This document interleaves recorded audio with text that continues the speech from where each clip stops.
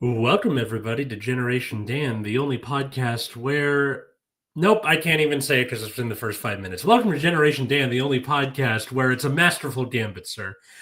I'm Atlas, I'm your millennial, and who else is here with me? I am Dino the Genetic Marvel, and we are talking about the games that we play. Also, a fantastic meme that you sent me that I was able to include in the thumbnail. Loved it. It was fantastic. Um, I just love that cat where he just looks so serious. he's so serious, but at the same, like I appreciate cats because they look so cute and cuddly. At the same time, they are primed for murder at all points in Yep. time. Which I mean, I've said it on stage. I'm like, a dog is a lifelong companion. A cat is a worthy adversary at all times, and yeah, it's a wild thing, but yeah. Well, they say So, that cats domesticated themselves, so like and even apparently their foxes are trying to do the same thing now. Have you heard really that? no, I Yeah, have so there is a thing where foxes have been domesticated, but apparently now they are actively approaching.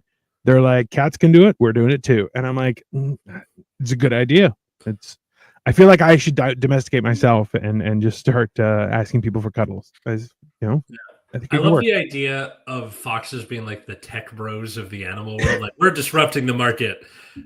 Yeah, we're, you get we're a cat domesticating ourselves. or a Yeah. fox. Have you thought about a fox? Maybe a fox will be nice. It's you Move know, fast and cuddle things. That's what foxes say. I mean, absolutely. Exactly. Also, like that's a great intro. Does it just be like, "Oh, do you have any pets? I have a fox." You're like, really? Um, at the same time, now people are going to be like, "I bought a dire wolf," and you're like, "That is mental." You heard Yeah. about dire wolves having come back? Yep. I heard about Yeah. that. Uh, Mostly because Cole won't stop posting about them.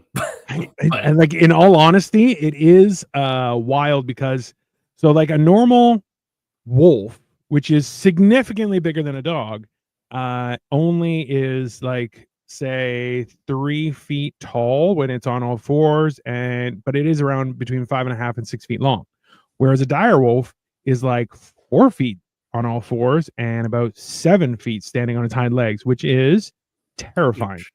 Yeah, that's Yep. that's a big animal. That's not a small animal. So yeah, I feel like it's gonna be funny taking a dire wolf to the off leash park.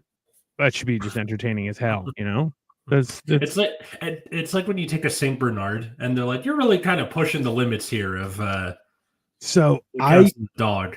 I lived in an apartment building, and we were kind of in the middle, like in the center part of the building, whereas all the way at the end it had 3 bedroom apartments, and in one of the 3 bedroom apartments was a family, and they had a Saint Bernard, and I'm telling you, this thing was massive. Its name, get this, was Samson. Coolest name for a fucking Saint Bernard. And That is sure a great enough, for a Saint like I Bernard. was taking out the trash and I walked around the corner and I got the Saint Bernard, and it just did one of these like just rubbed its face on my leg, and my like literally for half of my thigh was now slobber. I'm like, Yeah. ah, and he's like, I'm so sorry. And it's like, what's up? Drawn is easy. That's a lie. Your name is a lie there, but hello. Um, Another time I had like just I was going to an interview, so I was like dressed, pressed, good looking, and they were just going into their apartment, and all of a sudden the dog sees me and makes a beeline, and I'm like, God no, because he will cover me in spit like immediately. And at the last second, the mom was like, Samson, come here, and he just like put on the brakes and turned around. But like he was there, balcony was right at the rear entrance where like if you parked, that's where you'd walk in, and he would Yeah. just have his arms up on the balcony just looking Balcony. at you with his like Saint Bernard dead eyes and just Yeah. looking at you. You're like, that's terrifying. Slay Yes. people, what is your favorite story? I mean, I have been actively listening to mythological stories now on YouTube, and man, a lot about vampires, Frankenstein, Arthurian legends, stuff like that. If Drawing people is want to easy. hear Like more it's about this, our last episode was talking about the books we read as absolutely. kids. Yeah. with Marfo, and then that was like a sequel to the original episode we did with her. So we do talk about it on this show sometimes. Simon, hey, thanks for keeping me company while eating leftover pho. You're welcome, Simon. Thank you for watching. We appreciate you greatly. Somebody else says like and subscribe. Thanks, Drawing. It's easy. Thanks. Easy. Yeah. It's so much easier. Appreciate It's so much easier Yeah. when you guys do it. It makes everything you work a lot better. Very much appreciate it. Yeah, absolutely. So the topic that we're covering today is like games that we play and how important they are. Yeah. And the reason I'm bringing this up is so I am an English teacher and I teach creative writing as an elective. Yeah. And right now I am planning with my creative writing kids a Dungeons and Dragons one shot, which is exactly how you ruin someone's day. I like it. Yes, but like, okay. D&D is a storytelling game, right? You have to make a character and play that character. So I feel like that's a good way to like, play with the optics of the class a little bit. Here's the thing. About a third of my students in any given class don't want to be there because they didn't pick an elective, and the counselor was like, well, you got to be somewhere. So go with Mr. Novak. So trying to get them to finish their character sheets this last week was like pulling teeth. I'm like, it takes like 10 minutes. It should not take this like over. I saw them 3 times this last week for over an hour apiece. Yeah. And I was telling them like, I need this done so that over the break I can sit down and put the parties together, because I'm trying to do it in groups of like 3 to 5. That's fair. So to make that work, that didn't come to fruition especially for my period 8, which is like 30 kids. I have to do this over a longer period of time. So what I did with my good friend Emrys, who you remember from my wedding, is that we sat down and made some sample character sheets. So when a kid inevitably shows up and is like, I didn't do the thing, I'm like, congratulations, you're Granny. This is your... Absolutely. And they have to be dog shit characters. Totally. Yes, we are all right. Thank you for asking. It's appreciated.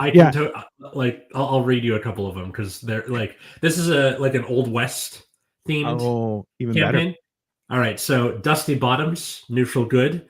Dusty's ridden across more deserts than he can name, always chasing the horizon and lending a hand to folks down on their luck. Beneath the dirt, the worn boots, and the sun-baked squint is a heart big enough to carry every orphan, stray dog, and lost cause he meets along the trail. He doesn't talk much, but when he does, it's usually about a horse he loved or a cactus he didn't accidentally set on fire. Which is veritably the worst person to be stuck with. Like, just very totally. Yeah. Well, I'm gonna give it to like the asshole kids who are like trying to be cool, and I'm like, all right, here's your lawful good, neutral good character. Oh God, that is diabolical. I love it. I mean, like, this is the hard part, is that the best time to educate yourself is in youth, and the absolute only thing that youth do not want to do is educate themselves. So you're like, it's the best time to build good habits and processes for how to learn things, how to absorb information. And they're like, no, I don't want to do that. I just want to play. And I like being able to incorporate that is, number one, good for you. Number two, still not easy. It is one of those things that is 100% frustrating. Like I like when you think about games in general, right? Like even PE, the things that you learn the most are how to work with other people, how to work as a team, and all those kind of things. And then you realize later on in life how horrible those skills will fail you, because people on teams, sometimes they're just pieces of crap. But I think that is the difference with how you structure a game, how you implement it. Just because the more people realize that there's usefulness to a game, the more they will push back. And you're like, this is for your own good. This is a beneficial thing to learn.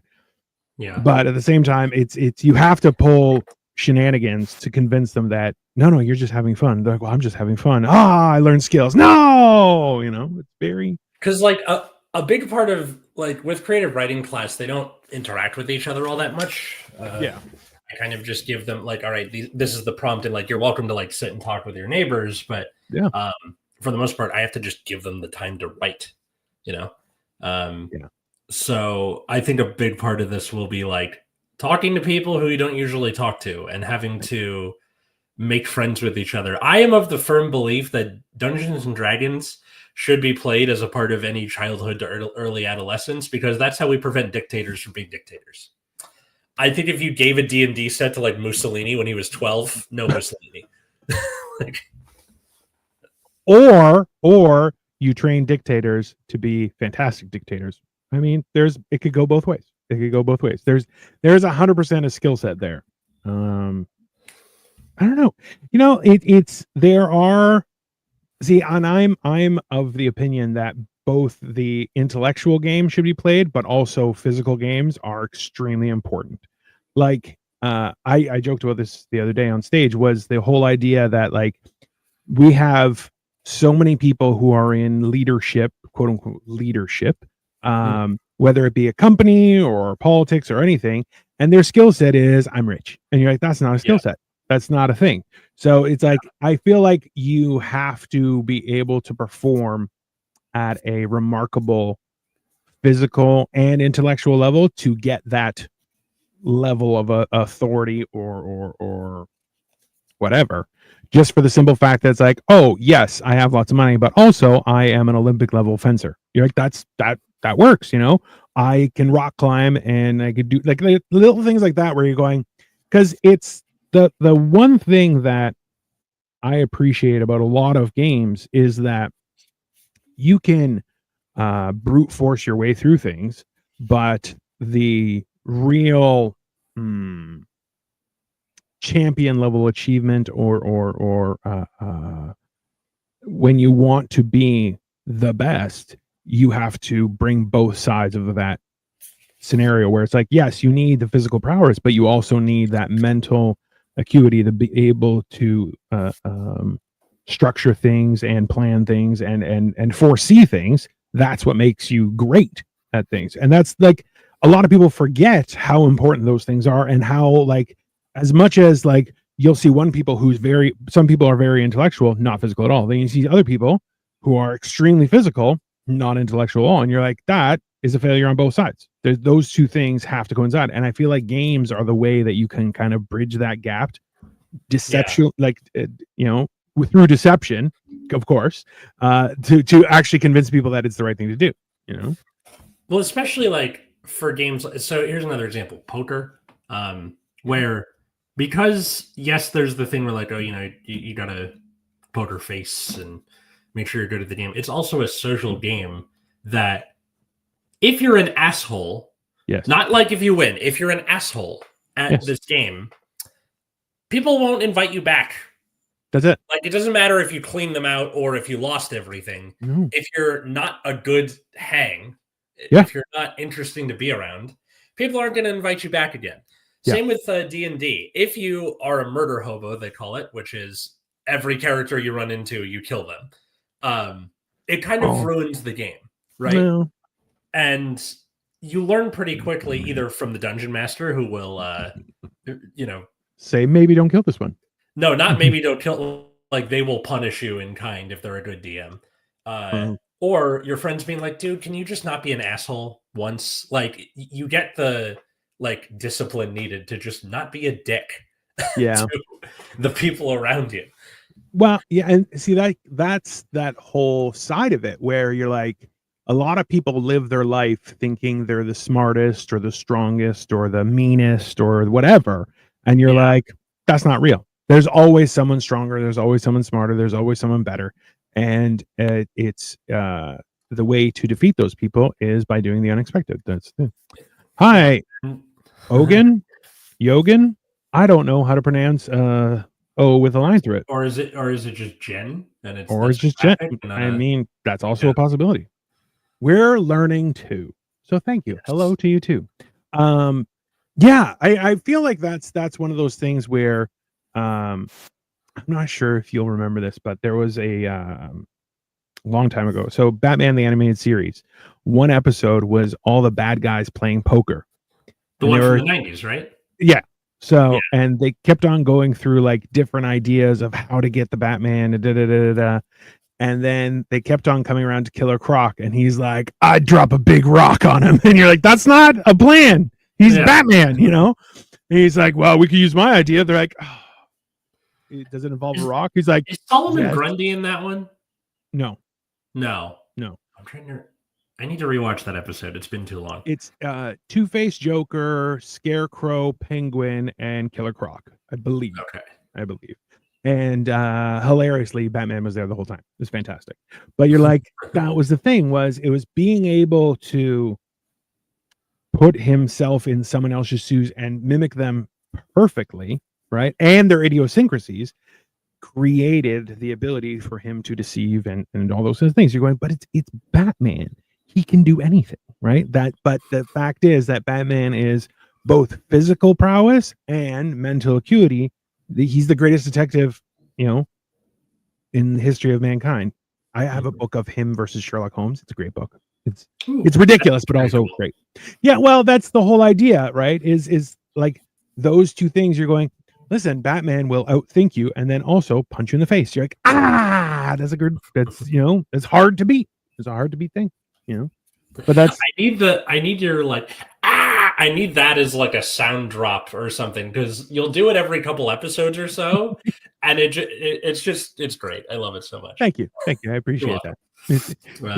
This is a well curated manufacturing of what a human should be. Everyone, this is not. I am not a real person. Atlas is slowly becoming not a real person. It's all in transition. Oh yeah, I'm slowly deteriorating. It's great. Yeah, well, and this is the thing is you start to realize, because I think that this happens especially in youth and learning, right? Where you're like, oh, I want to be this type of person, so I have to do this XYZ, and you're going to realize as you get older, is you're like, oh, I don't have to do anything. I just need to do what I need to do, and then the rest of my time I can just do as I please, right? This is why, like, there are some students who have realized that, where they're just like, particularly the LGBT students, because this is a 99% Latino school. Mm-hmm. So a lot of people have family members who are not really happy when they come out. And most of the time their reaction is like, this is just who I am. Suck it. Like, that's just kind of how it is. But there are other people who are like, I want to be rich, because a lot of them didn't grow up rich. And I'm like, how do you want to get there? And they're like, I don't know. I just want to be rich. I'm like, it's not. I don't know. I grew up with those people, and it was not fun. No. No. Hello. Yay. This is the thing, though. Is always greener thing, you know? Oh, for sure. And you realize, like, listen, like, I love the saying where people are like, it's better to cry in a Mercedes-Benz than it is to cry on a bike. I agree wholeheartedly. However, hear me out. Maybe be in a life that you don't have to cry about. It's a wild concept, because the fact is, whether you're happy on a bike or in a Mercedes-Benz makes no difference, right? Ultimately, it's those connections you make, and a lot of the ways you do that are through games. Pow. Also true. There's also like a secret D&D group that meets in Hollywood, and it's like, it's all people who are adored for their looks and and they're like, yeah, I play D&D with a bunch of nerds, and you're like, because the fact is, like, we all forget to realize, you see a character on screen. Can I cry in a Volvo hatchback? No, you're not allowed to cry. That's it, Victoria. You're not allowed to cry at all, period. In a Volvo hatchback. Dude, the backwards facing seats, that was always such a trip. I mean, so apparently the Caprice Classic is coming back out, and I'm like, I want that car. I want it with wood panels, and I want the rear facing seats in the back. Yeah, absolutely. It's I want the ashtrays. I want to be able to smoke in there. Yeah, hilarious. I want a physical map. That's right. I had, you know what? For so many years, my dad would buy us a book, like an actual book, and it was a map of North America. So it's like you could never get lost and stuff. It's like, yeah, just look it up on the map. And wildly, like, that was such a learning experience. Like, I love looking at maps and geography, and I'm like, oh, just trying to figure stuff out. And it's like, people are like, you can read a map, and I'm like, you can't? How is that? Like, How do you not like? I remember getting lost in Greece with my ex-wife and ex-in-laws. We had a rented car, and I'm like, we are on the wrong side of that mountain. And they're like, what? And I'm like, we need to get to the other side of that mountain range. And they're like, how? I'm like, I got it. I'm like, I look at a map, and we ended up going up the mountain, then on like a goat herder's pathway. And it's like Yeah. the wild thing is that most roads on mountains kind of go along the side and go up and down and kind of go in and out. This was like right on the top, and it's like right on the. It was terrifying because I'm like, if we get a flat tire here, we're dead. We're just gonna die here. That's how it's gonna happen. It worked out fine, but and I was like, And you I get to the can other know side, and you're like, got him. 100%. I'm like, that's the road. Yeah. That's where we need to be. I have fond memories of sitting in the trunk of the hatchback, and that's listen. Yeah. That's because you were abducted. No, that's One of my friends in elementary school, his dad had a hatchback with the wood paneling also. Yeah, absolutely. But yeah, we would always get to sit in the back. Yeah. Facing, like, looking backwards. Although I would get car sick a lot, but I liked looking at the like rear view stuff, so I didn't say anything. And then I always come out of the car and be like, "You okay?" I'm like, "I'm fine." What are we talking about? Why games are important? Although we got a little far afield there. You said D&D. When I first got out of college, we did a campaign, and it was me, two comedians, one of my card game friends, and another card game friend was the DM. So it was like a different sort of mix. And the best part of that campaign was one of the comedians was a bard. So like the dude with an instrument. Yes. That had a horse-drawn carriage with a piano on the back of it. Oh. And he had charisma coming out the ears. So like every interaction was just him being like, ladies, hello, like, just like talking his way past everyone. I was a rogue, so like a ninja with a stutter, because I rolled a 4 on my charisma. So I just kind of played it like Porky Pig anytime I had to talk to somebody. At the same time, that is the funniest shit I've ever heard. It was like, I'm a ninja, ninja. It's kind of like that. We're on a mission to talk to him. Like, it was such a fun campaign, and the guy playing the bard ran out of money and had to leave LA. Like, he had to move home. And after he left, we were just so sad. Like, he was the heart and soul of that campaign. So we just this is the thing is, I think that the games that you play kind of help reveal skills you don't know that you actually have. You know, because it's that idea, and like, don't get me wrong, is that games, of course, are for fun and recreation and all those things. But in my opinion, they are not. They are learning opportunities on how to test yourself in a controlled environment. It's the same idea behind sports, right? You have health professionals there, you have referees, you have all these things. Veritably, like a football field is the field of battle. It is two teams fighting each other. That's it. Like, that's the basic thing. The difference is, you have a helmet, you have controlled environment, you have, all these things just in case something happens. You have rules. Whereas in the real world, you don't, right? But that helps you test yourself and go forward, because you'll see people. There was, Ocho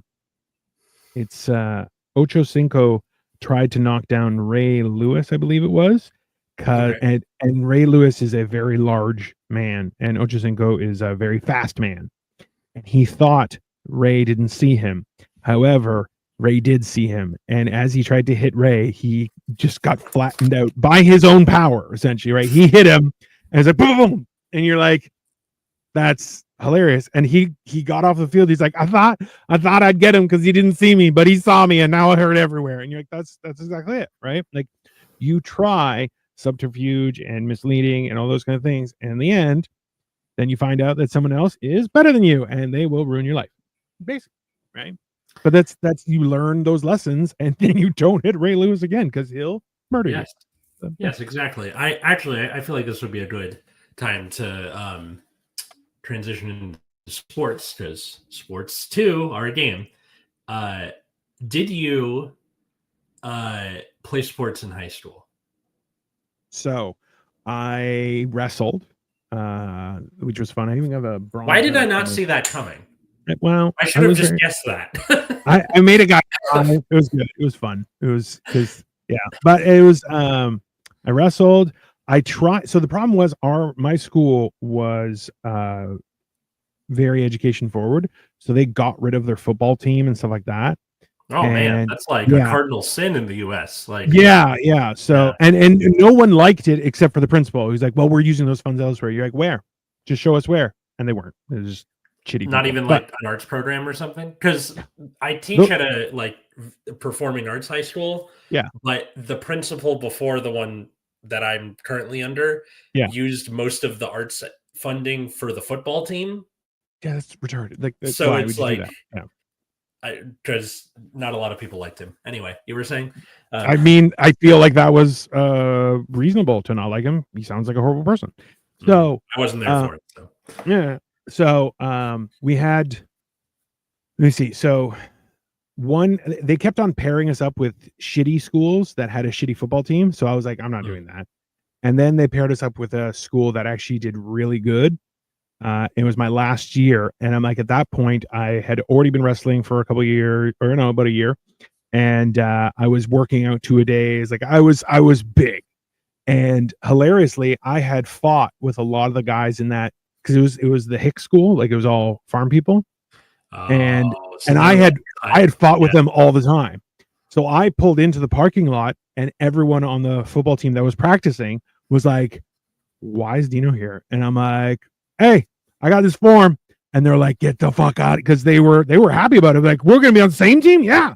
And the coach was like, "The deadline was last week. I can't accept your application." I'm like, I'm like, "Yay!" And I walked away because it was the 90s. You could say that because it was the 90s. You see, yeah.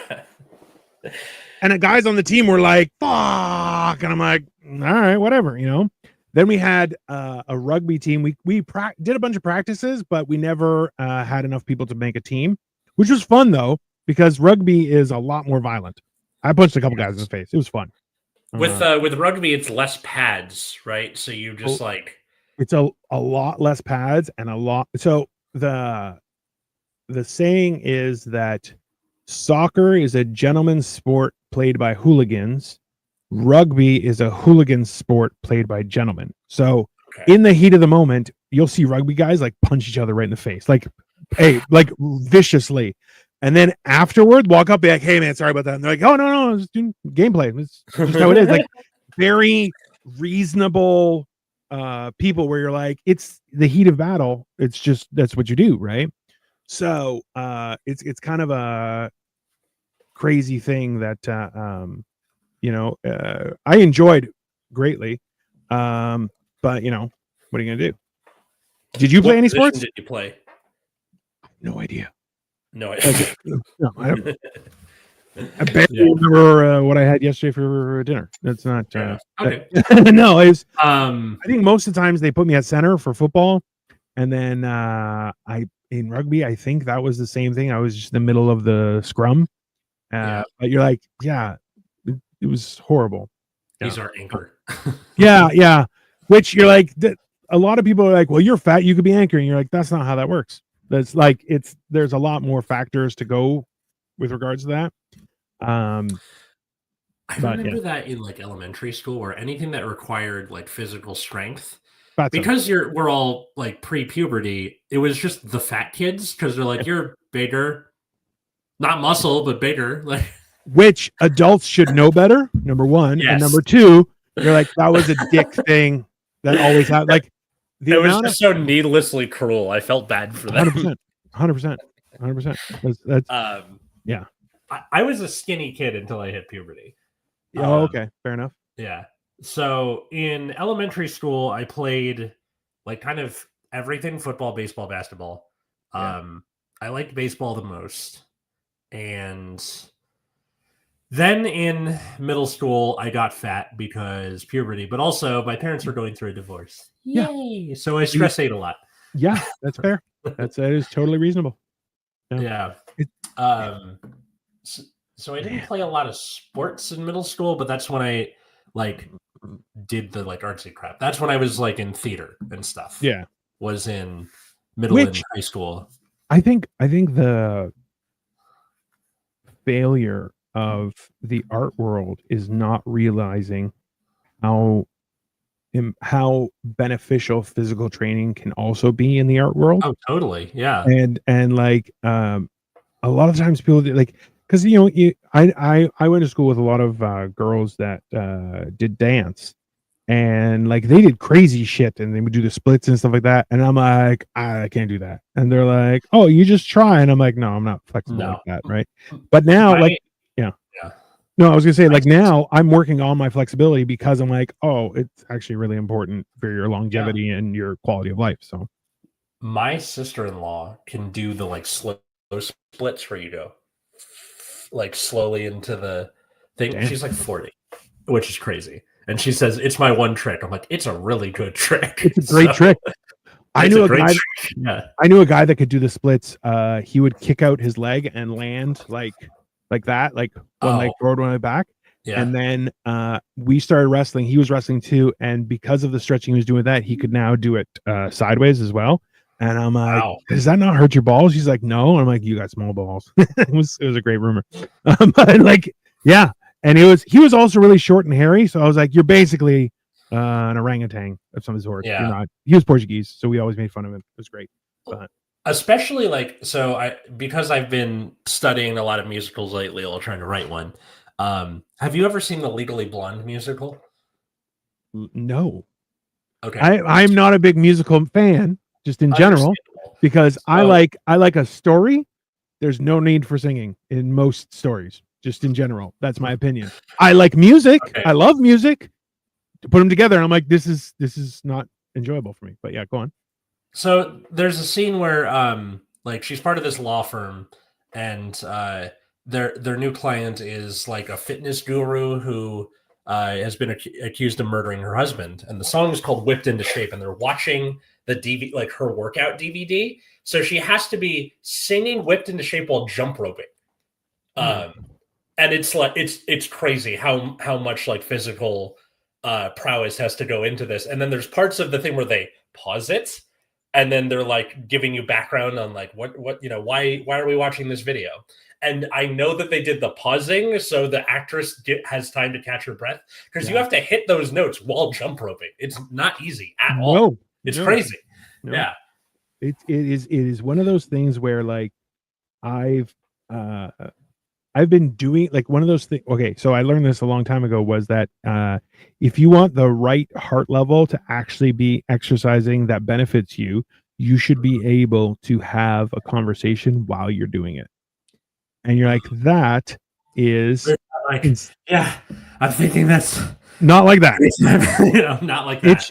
It should be like, because remember, it's that middle ground of, you're like, when you burn too hot, your body kind of reacts in a weird way and doesn't do it. It's not exercising, it's trying to survive. Those are two different circumstances, right? So yeah, and because now I'm trying to get in shape, I'm learning all this crazy shit that apparently other people know normally. But so if you can have a regular conversation, you may have an elevated heart rate, but it does not limit your activity, and that is a good thing. So like, it's the same thing where you're like I don't run because I have, fat guy skeleton. It's not, everything is in pain constantly. But what I can do is I can walk. And if I can walk, I can have a full conversation while, like, at the same time, and it's actually quite reasonable and enjoyable.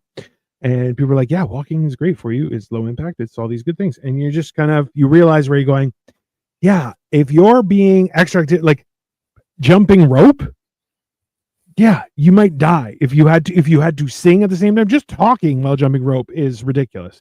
Singing, yeah, I'm surprised she didn't go unconscious every once in a while. Probably did when training, I'll tell you that. But yeah, that is one of those things. Oh yeah, I never finished answering the question about sports. So in high school, I was on the baseball team and the golf team, which are two very different things. Sorry, you said golf is barely a sport.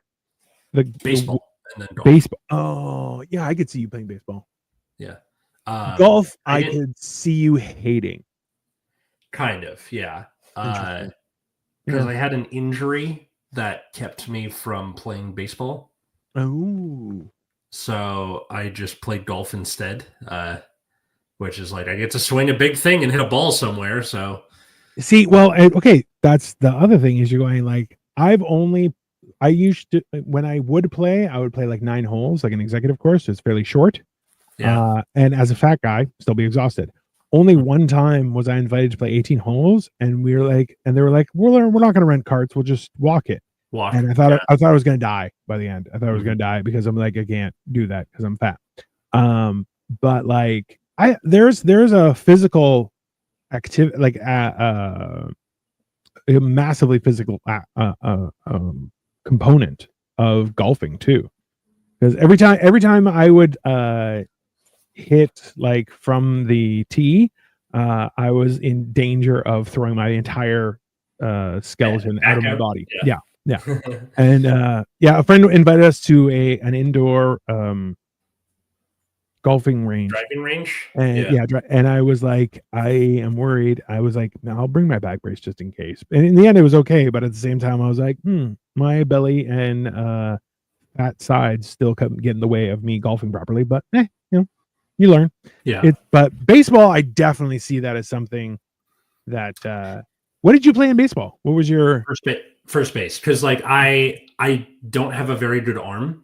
So I was good at fielding. I was good at hitting. I was an okay runner. So they're like, just stand here and you're big enough where you can like reach for the ball, and then that's it. Which even though I'm right-handed, they like to have lefties at first base. Because you field and then you can throw to second easier. Yeah. And then they throw it back to you instead of having to do like a full revolution to get your arm back here to throw it. But because I wasn't throwing much anyway, they were just like, fuck it, just be first base. It's fine. I mean, but that I couldn't run. I can't throw for shit. I still can't. You know what? It's wild. I've never learned how to throw properly. I can throw a punch. I can throw a punch and break a lot, but like throwing a ball, never. I know what it is my arm is supposed to do, but I can't get my arm to do it because I think I was on the baseball team before my epilepsy, and then after I got it was around the time I got that injury. So you heard it here first, guys. Baseball causes epilepsy. There's a definitive connection. So that's my journey of sports. Now in college, I started a club for people who either sucked at or didn't have the time to play baseball but still wanted to. Called Backyard Baseball at UCR, and to my knowledge, it's still there. Although I think they changed the name. That's awesome. I would run around or skate around the campus in a grass skirt and a Dodgers t-shirt with the flyers for people. I have seen that picture. Interesting. Yes. Yeah. So I like there was those like y'all are going to hell people that like they have on college campuses. Sometimes I would just kind of skate in a circle around them and throw insults and then skate off again. It was fun. Yeah, that seems like something you would enjoy doing. No question. Yes. Yeah. I miss roller skating. I've never roller skated. They got lost in one move or another, and I never got another pair after that. I've never roller skated. I was okay at skating, but I had flat feet, which weirdly I now have arches in my feet. That's fat guy syndrome. Yeah. I lost so much weight, I got my arches back. A little bit. Yeah. It's a weird thing where I'm like, this is like, I no longer have to buy size 14 triple E with shoes. I just buy size 14 and it's fine. And then, and now I have arches. Weird. But like, that's, if I went skating, like my feet would hurt within like a half hour or something, but I kind of want to try it again. I think I'd be okay with it. I mean, you know what they say about big feet? Probably a clown. Yes, I am. I was barely a person. Barely a person. Yeah. I don't know. That's yeah, I never played any sports in college. I don't even remember if our college had any sports teams. I think with college sports teams, there's the implication that like you're kind of trying to go pro at it, at least a little bit, because you have things like March Madness and stuff like that, where it's like this is on TV for people. Yeah. Compared to high school, High school is just the people, the people's parents and friends, and then occasionally the one guy who is like will take action on anything. Who's Yeah. like, I'm going to this high school game so I can gamble, and it's like you don't even know any of these kids. Fuck it, I'll take any action. It's I this is the other thing where I'm like, so in Canada we have our own football league where the actual field is longer, the balls are actually bigger than normal NFL balls. And the crazy part is that like most of those people, who was it? Doug Flutie, who went and played for the Bills. He was from Canada. And like the thing is, like most football players in Canada also have a regular job. So like a lot of them will be cheat teachers because they can take months off and you're like they get the summers off and all that kind of stuff. And you're like, it's kind of insane, but like on the other hand, the idea that people, even like the lowest level person that's in a professional sports league is making what, like $1 million a year, which you're like, you don't do anything. That's ridiculous. It's insane. But hello. That's so weird that like you can't make enough off of playing sports in Canada to live. I see, but that's the thing is, I'm like, I feel like that's totally reasonable. You have to still have a job because you're playing a sport that's not worthy of gajillions of dollars. And then people are like, no, all I do is play sports. And you're like, that's not a job. I guess it depends on how rigorous the sport itself is. Like, is there the implication that like you are working out so often that like I am cut by the time I enter the field, like for Canadian football, or I don't know. It's not like I work. Or how is it for hockey? I don't know. Like, similar thing for hockey too, or like it's all the same. It's just they just like to put out commercials that are like CFL, our balls are bigger, which you're like is hilarious. That's so fucking funny. That's great. Top tier. And they even had a thing where they're like, we should challenge a U.S. team, but the problem is the U.S. team will think they've gotten a touchdown and they still have 10 yards to go, which is hilarious. That's so great. I feel like you just split the difference and do 5 and 5. And you would think, but no, absolutely not. Then you would have to like make a whole new field for it. Yeah, that's not going to happen. Exactly, right? But no, it's I remember the one game that I did go to. One of our the close group of friends that we had growing up. One of the guys was getting married. And he's the sporto. He's still a sporto, technically. He went in for kinesiology. He was a personal trainer, did all that stuff. He was trying to be an occupational therapist, which didn't work out. But now he's an insurance adjuster. So, in turn, he for his bachelor party, we went and we did take him to we went across the border and we went to a Bills game. And man, that was awesome. Like that's like I get the hype because like people were fighting, people were yelling, and you're like, and we didn't even have good seats. We really didn't. They were quite far away, but like, I saw a girl beat the crap out of a guy. It was glorious because so I think I've told you the story was like he had a hole poked in his water bottle and he kept on squeezing the water bottle going, and getting everybody wet. And this girl was like, do it again. I'm going to punch you in the face. And he's like, whatever. And he was like, and she turned around and popped him. Hilariously, security grabbed his arms. So he's like this, and she just pop, and just took him out. Still wailing on him after they did the arms. Wow. Oh, she didn't get touched. He got held down and she beat him. It was hilarious. Also he was getting really another big part of like, technically this is the games we play, but with sports being something you follow, right? If you have your team that you're following, that adds like a level of depth to it. I was talking to my dad the other day because my sister's a big Formula One fan. And my dad is trying to get into it because he's retired and he's like, fuck it, this will give me something to do, right? So he was doing that and he was comparing it to NASCAR, right? Where he's like, it's different than NASCAR where there's like a technical aspect to it, where you're following the drivers and you're following their like personal lives and all that stuff. And he's like, but when you go to a NASCAR race, it is like, it's electric. Because he's only been the once, but he's like, they're right by the like starting / finish line. And every time the cars come by, it's like a wave of force coming off the track. And he's like, I don't know if you can replicate that in Formula One. So like that's the wild thing. Like there's certain things that you realize are different, right? Where like in NASCAR, it's about like brute force, and these guys like look, they I believe the term is rub up against each other. They're hitting each other, bro. Like it's dangerous and terrifying. But like when a group of cars pass by the crowd, like you'll see like adults with headphones, kids with headphones, because you're like, yeah, this will blow out your eardrums. It's that, and like I always equate it to the idea of like a group of horses charging, like a stampede, and you're like, yeah, that's fucking terrifying, bro. And like that's what you're witnessing. Whereas Formula One is more like the art or nuance. It's more of a dance as opposed to it. So it's like at the same time when you hear those cars go, you're just going, oh Jesus Christ! You're like that thing's way. I can put it in my pocket, and you're like, it's a rocket strapped to a guy with wheels. That's basically what it is, right? And then you see the drivers, and they're all this big, like they're tiny little guys. They're all so small. It's so funny to me knowing where NASCAR came from, which was during Prohibition.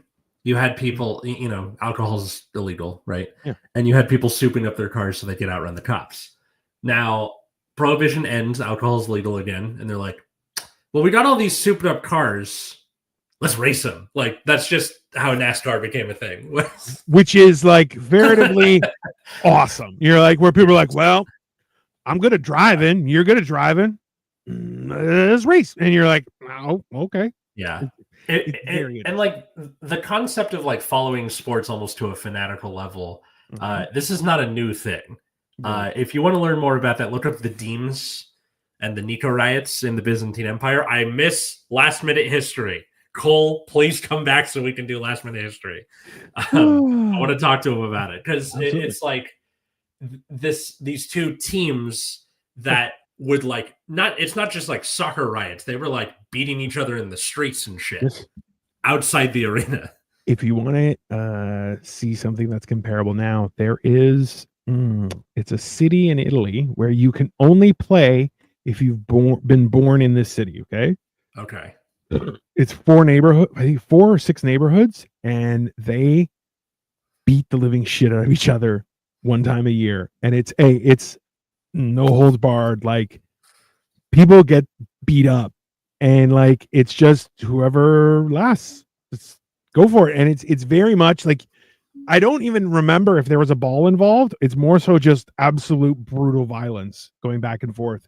And you're kind of going like the idea. Hey, one time a year we got to the purge, huh? Like just that.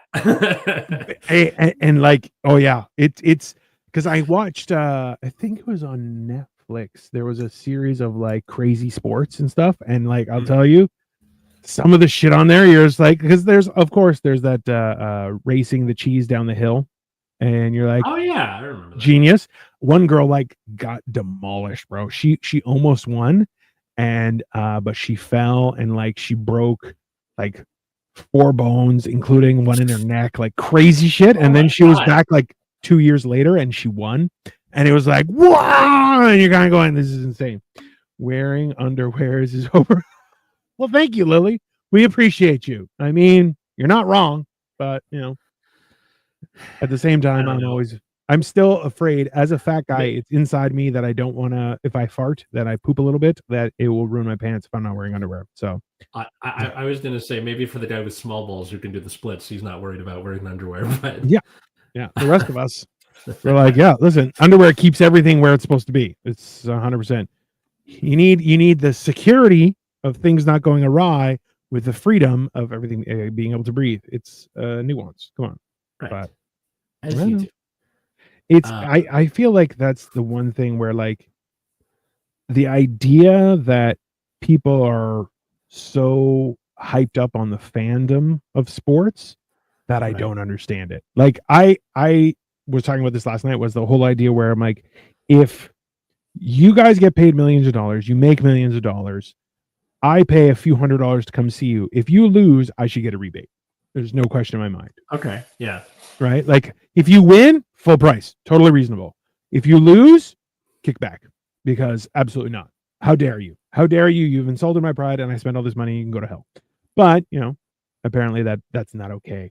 I don't think it's fair, but that's just me. But people are people will fight openly. Even what's his face? The new Serbian guy in the NBA, he was saying how he's like, people are like, hey, are you worried about the stuff people say from the stands? He's like, I played basketball in Serbia, man. And then you see a video of how basketball is played in Serbia, and you're like, bro, it's insane. And the same thing, like in Greece, basketball became a big thing and people went nuts. And you're like, oh, people will light flares inside the stadium. Like it gets mental, right? Like it's not, no, there's open fire and danger. It's not, it's the same thing. A friend of mine went to a soccer game and there's a family section that has like a quick exit as well, where it's like they're protected from the team, like the normal fandom, because like it's a family section. So there's kids and they have to be protected, but they have like a dedicated exit afterward as well. And it's like, because you can't put them all together, people will get hurt, right? Which I'm like, that's crazy to me, but also I kind of want to go just to fight. It'll be fun. Oh, of course. Yeah. Get into a scrap feels good. Well, that's like, I've had like been in a club and I got randomly hit and people are like, are you okay? And I'm like, yeah. And then I turn to look and the person's like, and I'm like, it's all right. That didn't hurt. You're not that strong. And they're like, oh, I know you didn't do it on purpose. It's fine. Yeah. Oh, I've had that too, where people are like, wham. And I'm like, nope. And they're like, damn. Sorry, whether on purpose or not. This is a big cinder block holding a very small brain. Fine. It works. Mm-hmm. It's very efficient. Doesn't matter. I don't know. What's something that you would start playing now as you're getting older? Something I would start playing now as I'm getting older. Well, I feel like I would be down to. So, like, me and a few of the other teachers were playing with the idea of doing it like a teachers D&D campaign next year, just because like we're all at the school after school, so it would be as simple as like just meet in whoever's room and like make an evening of it one night a week. I feel like you could do that. Like, you know how people used to play chess by mail? Yeah. They would send it, like you could do, because like realistically, who wants to stay longer at work? But at the same time, you could always just have like everybody's turn and we'll be. Well, you say that, but a couple weeks ago we did karaoke because we just went into the music teacher's room, who has all the equipment and has a smart board. You hook the laptop up to the smart board, look up the karaoke track on YouTube, and bam. It's like one of those little karaoke rooms you rent out for free. I mean, listen, that's totally reasonable. It was really fun. We're going to do it again. As you should. Yeah, I feel like that's a better team building experience than a lot of stuff totally other people plan, right? But it was also only like 4 of us or 5 of us. So doesn't matter. You don't have like those teachers who like, there are those teachers who are like, as soon as the bell rings, I'm fucking out of here, which I am most days of the week, but like they're not forced into it. We did it because we wanted to, right? Most team building exercises are like, oh, you're at this professional development meeting. Well, I want you to go around the table and tell your table mates one thing about so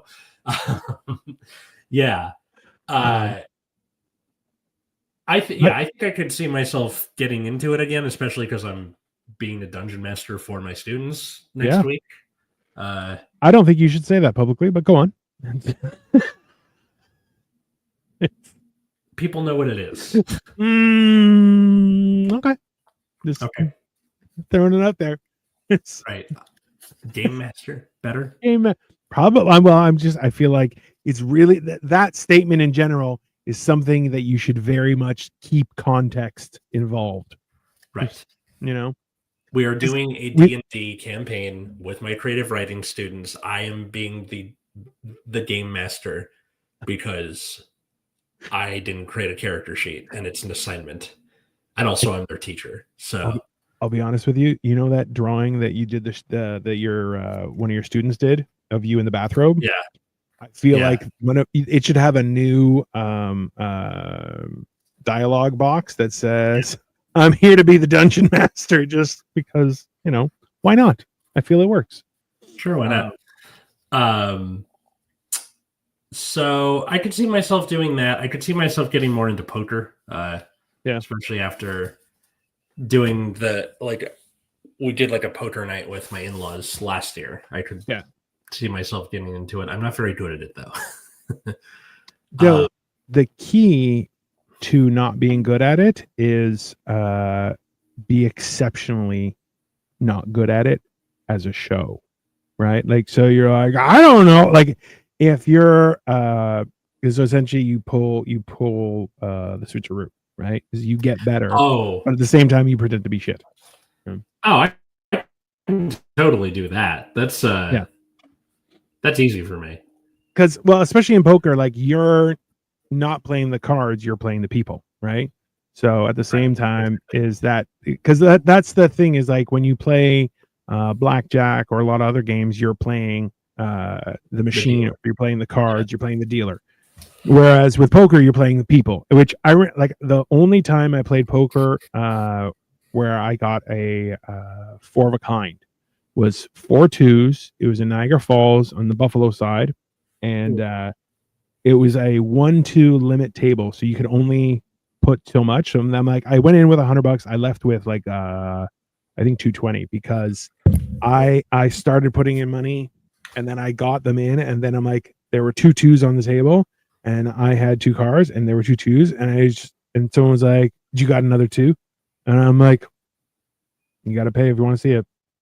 And then they're like, did you have it? I'm like, covered them, put them right to the dealer. Literally the lowest card to get a 4 of a kind. So good. It, like, honestly, it happened, and I was like, ah! Like the whole time in my mind was like, ah! But I was like, just play cool. And I'm like, no problem, everything's fine. This would be like if you were playing football and you ran a play where you're like, okay, we're gonna give the ball to the kicker and he's gonna run it into the end zone, and he did it, which is like, what? How? Yeah. And then he does it, and you're like, magic. Like, it's the whole being able to misdirect, I think, is one of the most advantageous things, especially in poker. But see, also in D&D. My brother-in-law is a avid magician and he sucks at poker, so maybe that's not all of the. How is he not just cheating the whole time? Like, that's weird. You would think, and yet here we are. Shenanigans. So, what about you? What's a game you could see yourself getting into?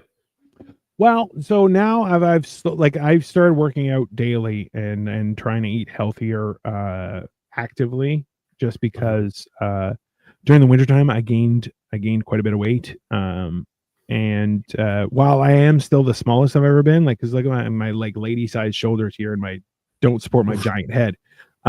Lady size shoulders, yeah. Well, like a big lady, but a lady nonetheless. So it's one of those things where I'm like, I'm trying to slowly transition into like calisthenics, where it's like you're using your own body weight, which is also like gymnastics and stuff. So I'm kind of working on being like even the idea of rock climbing in a controlled environment, I'm all for. But like people are like, oh, I just climb up rocks, and I'm like, that's for psychopaths. That's not. I don't want to do that, right? So it's like I'm constantly worried about, like, I'm old. I assume more breakable, but at the same time, I'm like, I don't want to test that theory, so I'm a little worried. But like, there are a lot of people who have like there'll be like soccer leagues for adults and stuff, and I'm like, I would like to play that, but at the same time people get so aggressive, and I'm like, I'll just knock you out. I have no qualms about it, so I'm like, I don't think that's a good. It's more so I'm looking for sports that are just like I can do by myself in my own home and not have to freak out about it, I think my next big achievement is being able to climb a ladder and not worry about it breaking underneath me. That I'm close. Very close, but time will tell. It's it's one of those things. I don't know. Are you frozen? Nope, still here listening. Just not talking. Perfect. That's Because I was also trying to reasonable. listen to what you were saying, but like it's I think it's a good idea to try those things, but I also think you're underestimating the like the social aspect of it all. Because I think for a long time, where you have like media, culture, the like, when you're curmudgeon, for lack of a better term, it's making being curmudgeonly cool. In movies and TV and stuff, your Squidwards and the like. But I think it's just like, yay, you get to be basic, but you get to be like cool in that way, but also goth kid on vacation. Like, just try and enjoy yourself. Right? Did you see that sketch? Did I send that to you? No, but I want you to. Oh my god. Okay, so Jack Black was the host for SNL last week, and they did like a reggae song called "Goth Kid on Vacation," and he comes out for the bridge, and yeah, it's amazing. You sent it to me, but SNL has blocked YouTube to Canada. So it only, I know it's ridiculous, because you can send it to me if you find it on Instagram or TikTok, send it to me. But YouTube is certain channels, so SNL is one of them. It doesn't let it be viewed outside of the United States. So I'm like, number one, you're barely funny, so go to hell. But at the same time, it's one of those things. Also, too, you know what, Atlas? I feel like Lily's comment, wearing underwear is overrated, should definitely be our topic for next week. That's just my opinion. Do we have anyone for next week? I wonder if that's going to fall on them. I mean, I feel like anyone who doesn't want to talk about that topic, that's reasonable. But that's just my opinion. Okay, I found it. Okay, I'm sending it to you now, because it's one of my favorite sketches I've seen in a long time. I think because I've been the goth kid on vacation before, or you're just like, just poking holes in everything, and then like, yes, okay, you're like, hooray for individuality or whatever, but like, dude, we're on vacation, relax, enjoy yourself. Don't be Debbie Downer, which is also a great sketch. Also a great SNL sketch. Absolutely. I loved watching how quickly other people would break when she would drop that stuff, and I'm like, bro, all right, cool. Anyways, so in the comments section, what's your favorite game or sport that you like to play or would like to try out? Thanks everybody for listening. Leave a like, leave a comment, follow us at Generation Dan wherever fine social medias are found. You can follow me. I never get it right. You can follow me at Atlas Novak, also wherever fine social medias are found. My other podcast, or not podcast, I guess it's a weekly stream. Nexus at Night, which is about Card Fight Vanguard. If that's not your bag, go fuck yourself. Dino? Absolutely reasonable. Dino the Genetic Marvel, everyone. Please like, share, subscribe, follow. Tell me your secrets. I'll tell everybody. Don't tell me your secrets. It's a bad idea. But at the same time, we are doing a lot of shows. So we got tomorrow is going to be Life of Giants. I may be doing some Lego this week. We'll see. But then we have as well Wednesdays, or actually Monday. We may, I don't think I'm going to be doing motherfucking Mondays because of other things that I have going on. But at nighttime, Life of Giants. On Wednesday, Upside Down Studios has What the Fuck Wednesdays. Thursdays is mental health, which has been going very well. We've been talking about really important stuff. Your episode from last week was a really good one, I think. Yeah, it's we had a few guys on, and I'm like, because it's trying to figure out how many people is too many people and how few is too few, but then like you want difference of opinions and stuff because it's real stuff, right? So it's a good idea to have people providing their own experience and how it works, but. And then, of course, on Saturdays we have Hammer and Cheese, which soon I'm going to start cooking on. It should be very exciting. Oh, but then, that's interesting. Well, circumstances change. But hilariously, I just bought an entire desk that I'm still going to use, but now it's one of those ones that raises up electronically. Like it's just like, but it's like a giant L-shaped one. And I'm like, and now this isn't really useful what I had in plan, but I'm going to do it with something else. So. And then, of course, next Sunday, tune in where our subject is going to be wearing underwear. Is it overrated? It's a fair question. Totally reasonable. I think we have to have a woman guest, just because It's got to be a different set of stuff Also for fair. like what it's like to wear undies versus not. I mean, it's very reasonable. We could definitely do that. But in the end, please like, share, subscribe, guys, and we will be back next week and throughout the week with all sorts of stuff. So make sure you do like and subscribe. Otherwise, God won't love you. That's just scientifically true. Okay. Have a wonderful rest of your Sunday. Bye. May you roll nat 20s. Bye.